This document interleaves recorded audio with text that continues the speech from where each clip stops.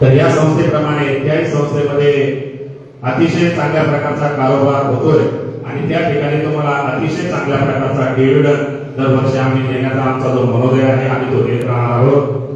आणि त्याचकरता ज्यांना ज्यांना शेअर्स वाढवायचे असतील त्यांनी नांदोरपठार या ठिकाणी आपली शेअरवरती रक्कम ट्रान्सफर केली तरी आम्ही त्या ठिकाणी घेऊ शकतो। अदरवाईज तिकडे गावाकडे जर आले तर तिकडे येऊन व्हावं काही हरकत नाही। आम्ही चालू वर्षी 14% नांदोरपठारला डिव्हिडंड दिलेला आहे, तो पुढच्या वर्षी आमचा 15% जाणार आहे। त्याकरता तुमचा फायदा हाच आमचा विकास आम्ही असं समजतो। त्याकरता तुमचं हित सुद्धा आम्हाला फार महत्वाचं आहे। त्याकरता जसं जसं तुम्हाला शक्य होईल असं तुम्ही या ठिकाणी या संस्थेप्रमाणे नांदोरपठारच्या संस्थेलाही मदत करत जा, यात माझ्या मनात तरी कुठल्या प्रकारची शंका नाही। आणि त्याचप्रमाणे ज्या काही अहवालामध्ये त्रुटी राहिल्या त्या पुढच्या वर्षी शक्यतोवर ते राहणार नाही अशी संचालक मंडळाने या ठिकाणी ग्वाही दिलेली आहे। आणि जाता जाता या ठिकाणी आपल्या ज्या संस्थेच्या अध्यक्ष आहेत साक्षीताई नगर, हे या ठिकाणी नितीन मोडवे साहेब यांनी लाईव्ह प्रक्षेपण केलेले। लाईव्ह प्रक्षेपण केलेलं असताना मला वाटतं आता बरेच डायरेक्ट बोलत असतील तर मीनाक्षीताई आपले साक्षीताई त्या ठिकाणी हॉस्पिटलमध्ये पाहत असतील नेमकी सभेमध्ये काय प्रकारचं संबोधन चालू आहे। त्याकरता सर्वांच या ठिकाणी मी या संस्थेच्या वतीनं या ठिकाणी आभार व्यक्त करतो आणि लांबलेले माझे दोन शब्द मी त्या ठिकाणी थांबवतो। जय हिंद, जय भारत, जय सहकार।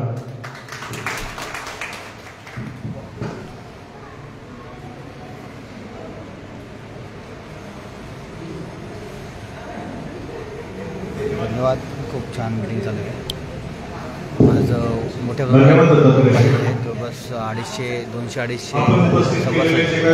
मुद्दे आहेत त्यावरती संचालकीय मंडळ नक्कीच लक्ष देईल। बाकी आपण उपस्थित केलेला एक मुद्दा मला आवडला अगदी मनापासून की जर का इकडे शाखा काढत असाल तर त्यामध्ये आपण गुंतवणूक करायला हवी। बाकी तुम्ही आमच्या स्टेजवरती येऊन तुमच्या सोसायटीची जाहिरात करताय त्यासाठी तुमचं अभिनंदन, कारण त्याला लय मोठं धाडस लागतं राव। आपल्याच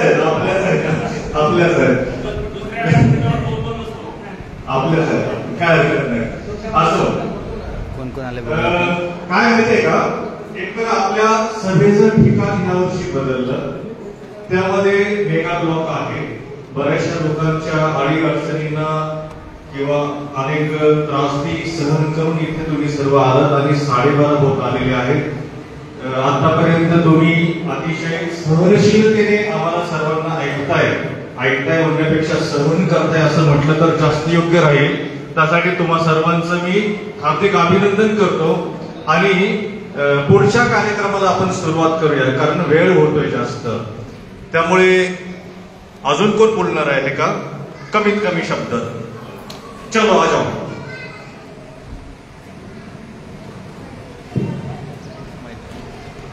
नमस्कार, माझं नाव विकास प्रल्हाद गोलप।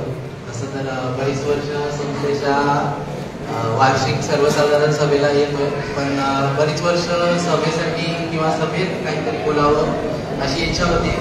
तर आज संस्थेच्या 58व्या वार्षिक सर्वसाधारण सभेमध्ये बोलावं यासाठी बोलतोय। याबद्दल आपण 58व्या वर्षात पदार्पण करून 59व्या वर्षामध्ये जात आहोत। याबद्दल आपल्या संस्थेचे सर्व सभासद मंडळ यांचं आपण नक्कीच अभिनंदन केलं पाहिजे। त्यासोबतच आजच्या या संस्थेच्या वार्षिक सर्वसाधारण सभेमध्ये लक्षणीयरित्या सर्व सभासद उपस्थित राहिले, त्याबद्दल सर्व सभासद अभिनंदनास नक्कीच पात्र आहेत। त्याबद्दल सर्व सभासदांचं अभिनंदन आणि हार्दिक आभार। संस्थेच्या अहवालात पाहिल्यानुसार एक थोडेशा काही सूचना किंवा काही मुद्दे आहेत ते मला मांडायला पाहिजेत असं वाटलं। त्याबद्दल मी तुमचा थोडासा वेळ घेतोय त्याबद्दल त्यांनी आपण तपशिलात मान क्रमांक 5 वर दिलेल्या तपशिलानुसार आपण लाभांश 10% जो सांगितलेला आहे तो लाभांश अविनाश काळे या ठिकाणी उपस्थित आहेत. आपल्या संस्थेचे धन्यवाद अविनाश. जे सभासद आहेत त्या सभासदांचे जे बँक अकाउंट आपल्या संस्थे बँक तपशील जे आपल्या संस्थेमध्ये जे उपलब्ध आहे आज तो मोठ्या लाभांश संख्येने आपल्याला मीटिंगसाठी लोक आलेली आहेत आणि जबरदस्त असा हॉल फुल भरलेला आहे. त्यासोबत आमची साक्षी गाडगे या ठिकाणी आहे. हाय साक्षी, आवाज येऊ. खूप छान काम केलं आहे आतापर्यंत. बघा अजूनसुद्धा येत आहेत सभासद, वेळात वेळ काढून आलेले आहेत. धन्यवाद. 176 177 पण तो पर्याय आपल्या संस्थेला व्यवहार आहे की नाही हा मुद्दा आपण पुढच्या वर्षी. अनिता आगरे या ठिकाणी आलेले आहेत. दुसरा मुद्दा आपली संस्था सर्व सभासदांसाठी बऱ्याच प्रकारचं कर्ज सुविधा किंवा कर्जाच्या योजना जाहीर करत असतात. पण त्या योजनांकडे पाहिल्यानुसार आपल्या ज्या मूलभूत कर्ज आहे त्यांना वसूल हाय, तेलगूला गेला आता नाही आपलं नाव पुढं. दत्ता भाऊ गोलाब धन्यवाद. जमीर शेख हाय, मीटिंगला आलेले मेंबर आहेत बघा. कसं आहे सर? शैक्षणिक कर्ज सुविधा ही सवलतीच्या कधी केली आलेली आहे तर येणाऱ्या पिढीसाठी असं काय प्रॉब्लेम. हां काही साधारणतः 5 ते 10% जरी विद्यार्थ्यांना कसं ती यूट्यूब पण यूट्यूब हा यूट्यूब आता यूट्यूबवर आहे व्ह्यूवर. त्या संस्थेचं नक्कीच विद्यार्थी किंवा भविष्यात घडणारे तरुण असतील किंवा उद्योजक असतील ते नक्कीच काहीतरी आपल्या संस्थेसाठी द्यायला लागतील ही संचालक मंडळाला सूचना आहे. तसेच आपण सर्व लक्ष केले की या सभासद हे यूट्यूबचं आला त्यासाठी आपला